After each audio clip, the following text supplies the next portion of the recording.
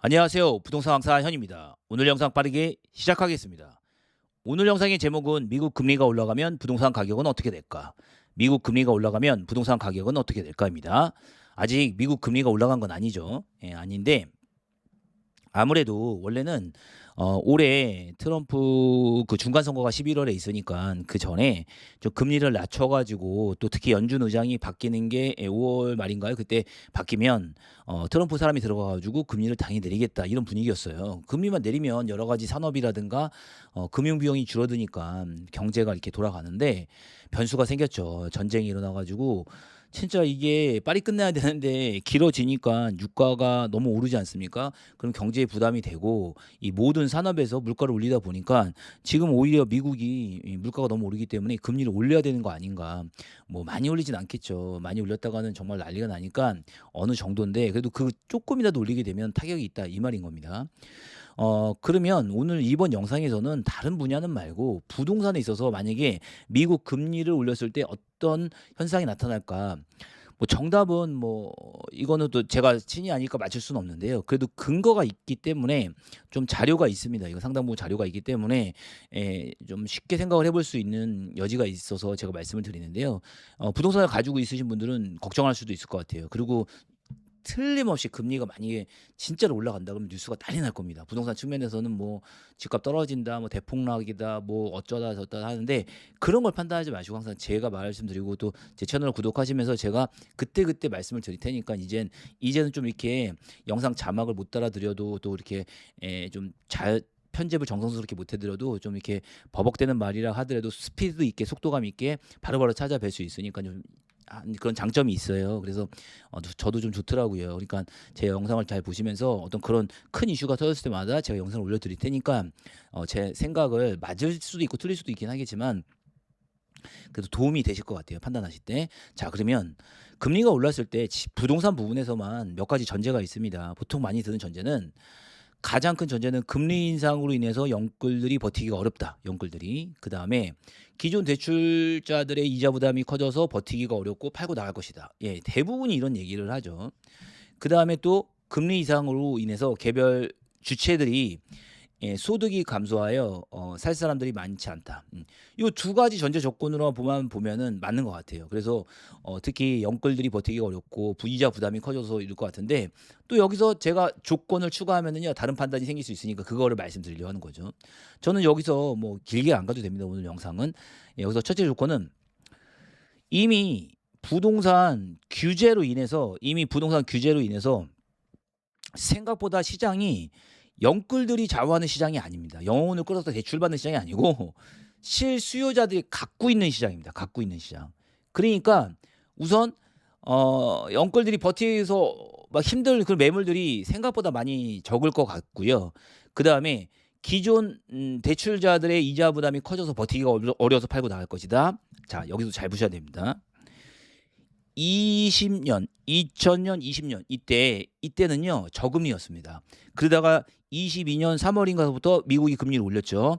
그러니까 저금리 상태에서 올렸기 때문에 기존에 이자 부담이 커졌습니다. 커졌어요. 그런데 지금 최근에는요 이미 금리가 3%대로 내려왔어도 은행 대출 금리 같은 경우 즉 주담대 같은 경우는 4% 이상이었습니다. 그러니까는 이미 높은 금리를 적용받는 상황이기 때문에 모르겠습니다. 미국이 금리를 10%로 올리진 않을 거 아닙니까? 뭐 올려봐야 한 1% 정도 전후로 올릴 것 같은데 그 정도 올린다고 해서 기존에 있는 대출 부담이 크게 문제가 된다? 뭐 그 정도는 오히려 하죠. 그다음에 두 번째 살 사람이 많지 않다라고 하는 부분은 인정하지만 제가 말했지만 주요 지역은 이미 에, 기존 소유자들이 있죠. 그래서 여러 가지 이런 비용들을 또 어떻게 하면 되냐면 전월세로 전가를 시키면 됩니다. 그러니까는 뭐 가능하다 하면 전월세로 이렇게 높여가지고 전가를 시키고 또 그럴 생각이 없으신 분들은 그냥 쭉 살면 되는 거죠. 예, 어차피 좋은 지역이라고 하게 되면 늘 수요들이 있기 때문에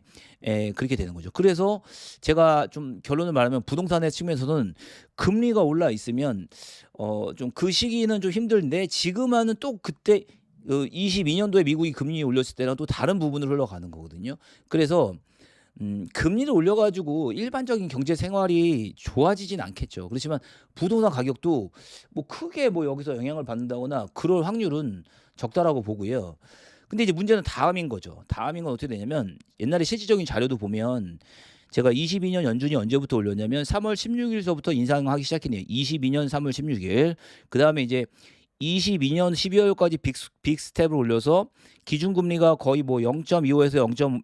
거의 0.25에서 0.5에서 1년 사이에 그냥 4%대로 올렸죠. 4.25에서 4.5. 그다음에 그 다음 연도가 얼마냐면 23년도에는 최대 얼마까지 갔냐면 쭉 계속 올려가지고 5.5까지 올라갔죠. 그다음에 드디어 24년 9월 달에 이제 거의 이제 6월 달에 끝났죠. 그래가지고 9월 달서부터는 내려오기 시작해가지고 지금 5%에서 지금 3%까지 내려오지 않았습니까? 이 기간 안에 마레프의 가격의 변동률을 보면요. 마포 레미안 푸르주 23년 4월 달이죠. 그러니까 23년도 그러니까 마레프의 가격을 보게 되면 제가 볼까요? 그렇죠. 22년 말에 보면은 34편 기준으로 16억 정도, 16억 정도. 그다음에 어 23년 계속 집값을 올렸던 23년 정도쯤 되면은 18억입니다. 18억. 그러니까는 크게 변동이 없어요. 예, 보면은 오히려 버틴다고 봐야 되겠죠. 또 집은 그냥 시간이 흘러가지 않습니까? 그다음에 또 24년도에 보면은 제일 높았던 시기 24년도 6, 7월의 가격을 보면 마레프의 가격은 24년도 6, 7월의 가격은 18억. 그러니까 이 금리의 시간이 경제로는 1, 2년이면 기업에서는 엄청나게 큰 시간이고 뭐하고 그러는데 부동산에서 시간은 고작 2년 정도거든요. 근데 2년 정도의 시간은 부동산에서는 되게 짧은 시간이거든요. 이거가 차이가 있는 겁니다. 그러니까는 시간의 차이라고 해야 되겠죠. 그 다음에 2년이 지나게 되면 경제가 그거 하지 못하니까 금리를 내려주거든요. 그 순간에 부동산은 확 뛰게 되는 겁니다. 그러다 보니까 그 금리가 24년 이제 9월 달부터 확 내리기 시작하니까 본격적으로 이제 가격이 어떻게 올라가느냐 그때부터 올라가 가지고 거의 지금은 27억 정도까지 올라갔죠. 예, 그래서 제가 무슨 말씀을 드리고 싶은 거냐면 미국 금리가 올라갔을 때 산업 쪽에서는 굉장히 타격을 많이 받습니다. 산업에서 2년 정도 금리를 높은 걸 유지하게 되면요. 기업들이 주가라든가 이런 게 큰 타격을 받죠. 근데 생각보다 여러 가지 상황 속에서 2년이라는 시간은 부동산에서는 굉장히 짧은 시간이란 말이죠. 그러니까 대부분의 사람들이 그냥 소유하거나 버티기를 하면 그 일정 시점에 가격이 내려가면 가격이 올라간다. 제 생각이 아니고요. 현상입니다. 현상. 제가 말씀드리는 거는 현상이니까 이게 맞다 틀리다 어떤 다른 부분은 없습니다. 그래서 제가 해드릴 수 있는 것은 이렇게 사실 전달을 해가지고 괜히 나중에 뭐 금리가 올라간다 그랬을 때 막 뉴스에서 언론에서 막 난리 났다 이럴 때 제발 불안해하지 마시고요. 또 그다음에 무주택 저자분들은 어느 타이밍에 내가 잡을 수는 없습니다. 그래서 그냥 내가 좀 거주하기 쉽고 살고 싶다 그렇게 하게 되면 아무 때라도 서울 쪽에서도 조그맣게 오를 수 있는 가능성들이 되게 많습니다. 그래서 그런 부분들을 한번 생각하셔서 구매를 하시거나 그러면 좋을 것 같습니다. 자, 오늘 영상은 여기까지이고 도움 되셨으면 구독, 좋아요 감사합니다.